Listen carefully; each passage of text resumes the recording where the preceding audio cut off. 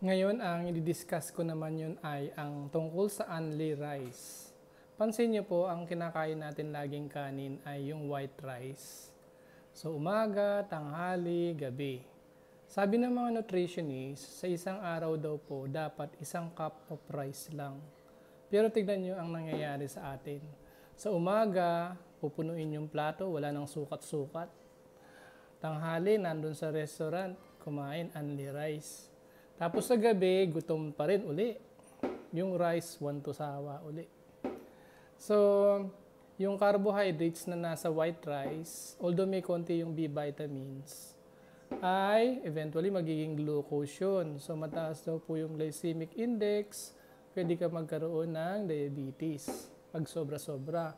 Pero depende kasi yun kung ang nabe-burn mo naman lagi kung nag-exercise ka o yung work mo pang malakasan. Unlike dun sa iba kasi na ang lakas-lakas kumain pero lagi namang nakaupo sa work. Uy, wala akong pinapatamaan dyan ha.